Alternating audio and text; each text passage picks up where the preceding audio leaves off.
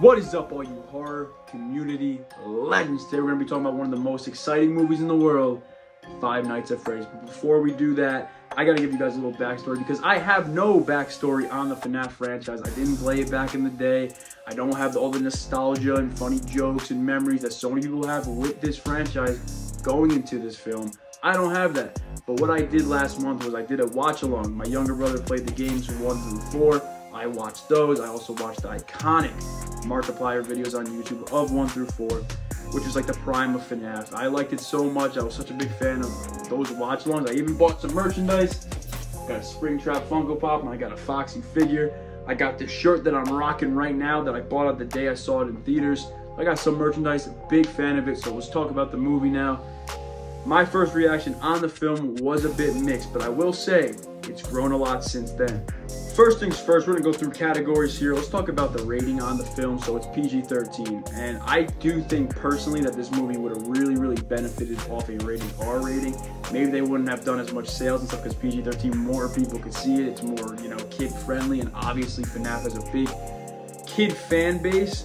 But what I got from the games in comparison, when I watched along 1, 2, 3, and 4, honestly, all those prime games, I got very big horror from it, like literally like fright from it. I didn't really get the jokey aspect that the movie brought as much, and like I feel like it really could have worked with a rated R rating because the animatronics, especially in the original, are very creepy. Like they're in the shadows, they feel like a threat, they feel like you're an attack, and the PG-13 rating just gave a very much mild version of what I got from the games.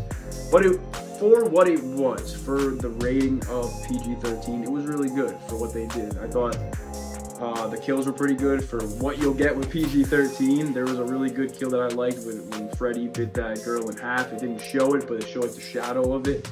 That was really good. I like even stuff like the mask, when it's about to go in someone's face and like that mask is about to like chew up their face, kind of like a saw trap a little bit. That looked really cool. I even liked all of the Foxy stuff leading up to his kills that he did, like his iconic stuff, like the Dum Dum Dums. He did that, so they added that into the movie, which I liked. But overall, like, I mean, it was good for PG-13, but I think this movie could have really hit and could have really brought the video games to life more, especially for the animatronics, if it was rated R, if they were allowed to make it more creepy like those original games were. They really could have supplied us with some freaking gruesome kills. Not that everything's about kills. I'm not really that kind of guy, but I feel like this movie could have benefited off it. Let's talk about the main character in this movie, Mike Schmidt. I thought at first, when I first left the theater, that he had too much screen time, kind of ate up the movie too much. Should have been more of the animatronics, should have been more of the OG feels. Like Mike Schmidt was kind of just a name in the original game. But then I took a step back, especially upon rewatch. I liked him a lot more. It makes sense, you know, in terms of movie format. If you're going from a game and a movie, it's very different in terms of how you're gonna portray it and bring it to life. So like, it makes sense that he's the main, you know, he's the main hero in the first game, but they opened that into a movie format, so it made perfect sense. I liked his story of his brother the whole time, trying to find out who captured his brother. I really liked that. Made him likable. I liked his connection with his sister Abby. I liked his determination as just a main hero to do what was right, to fix the wrong in his life. I really liked all that stuff. So I pretty much like all of his connections with other characters throughout the movie. Something I really didn't like, though, that he brought in this was his reaction to finding out what the animatronics actually are. It was kind of lame. He found out, it was kind of just like he didn't really give a big reaction. Like, wouldn't you be flipping the hell out if that was real? Like, you found that out. He kind of just made it not seem important, which is just, that's a big negative I have with this movie. Probably one of the biggest. But in terms of following the main hero in this story, the movie in a lot of ways is his movie, and all the way to the end, from the beginning to the end, definitely points up for me. Next up, another big character from this movie, William Afton, the man himself, Springtrap, the man behind the slaughter. Matthew Lillard brought him to life in this movie. I'm a giant fan of Matthew Lillard. Right here is a picture of me meeting him from a few years ago because I love him from Scream. He plays Stu in Scream 1, which is one of my favorite horror performances ever. And obviously him as Shaggy is also iconic, but I was very intrigued when he got this role because I love him as Ghostface in Scream 1 so much. I'm like, oh crap, he gets to play another big horror role. Like, let's see how this goes. So it was really cool to see him in this. I thought he did a great job for the screen time he got.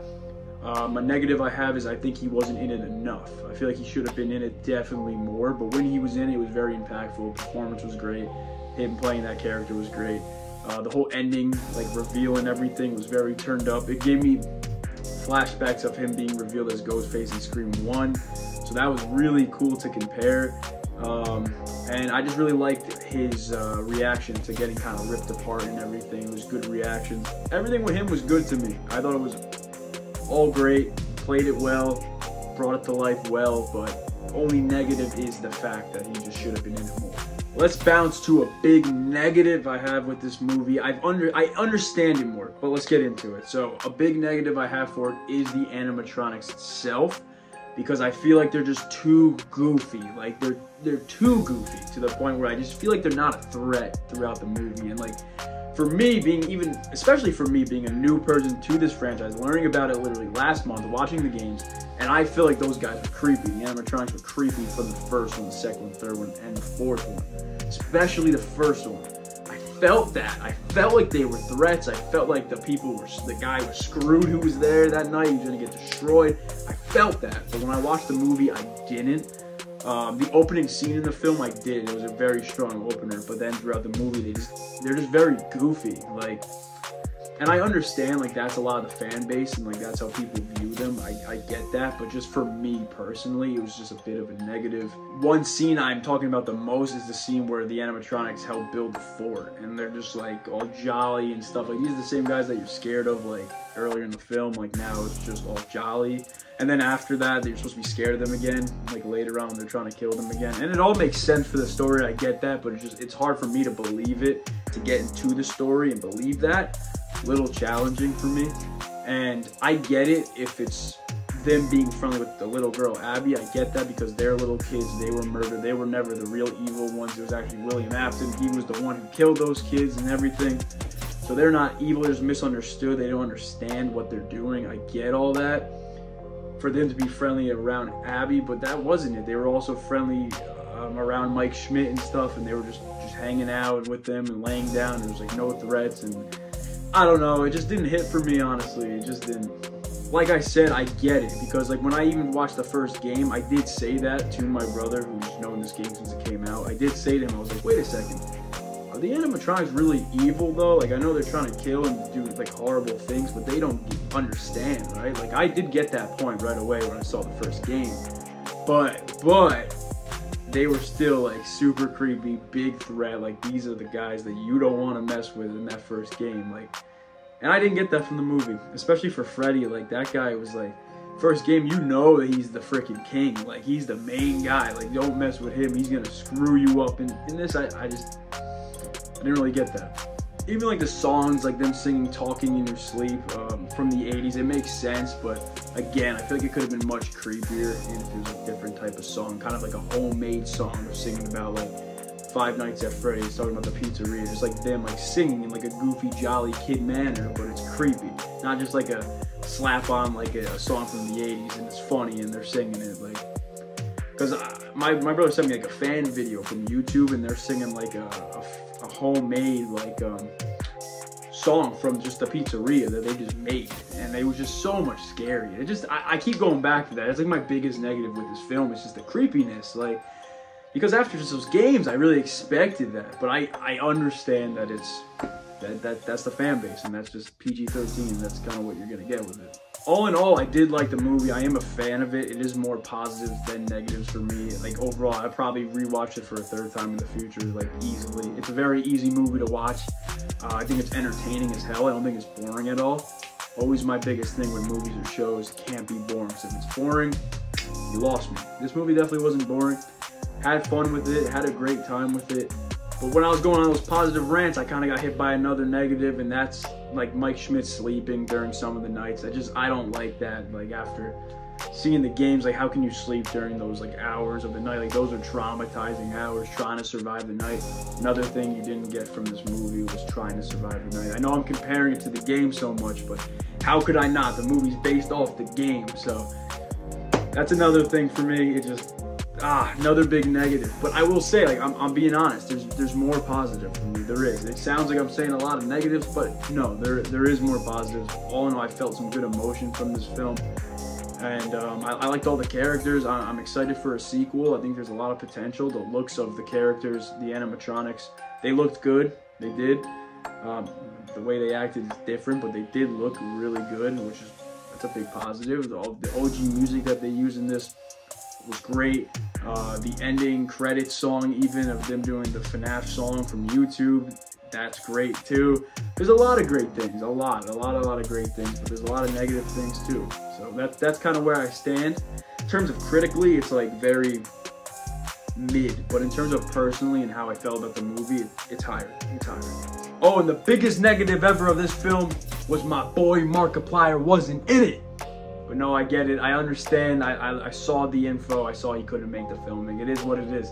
But I wish he was. That would have been freaking awesome. I saw there was 2 other YouTubers in it I'm not familiar with. The only one I knew was Markiplier. So it's like the whole time I'm like waiting for him to be in it, but he wasn't. And I saw afterwards the interview and stuff of him saying he couldn't be in it and everything like that. But that would have been awesome. That's just like a personal gripe for me. That's like, damn, I wish he was in it, because he's such a big part of their growth of the original games and stuff, and his videos are such a big part of the fan base. So it would be really cool. But there's always a FNAF 2 movie that he could be in. All in all, guys, that's my ranking, that's my rating, that's my critiques on the Five Nights at Freddy's movie. It was a great journey going from the games into the movie. It was so much fun. Like, this movie gave me a reason to kind of learn what this franchise was. And as such a big horror fan, such a big horror diehard, my younger brother always told me, like, you would love the games, you would love it, but I don't play games. So it was like, I don't know if there's any point to do that, but the movie gave me that point. And honestly, it's just been so much fun. Like I said, there's literally merchandise in my horror section now in the room. All my horror guys, they're up there with them. They earned that. And the movie was fun. It was fun. It was definitely not it was a letdown in ways, but overall, the movie was a good movie. It wasn't a letdown. But guys, thank you for watching. I'll see you next time. Horror 31st.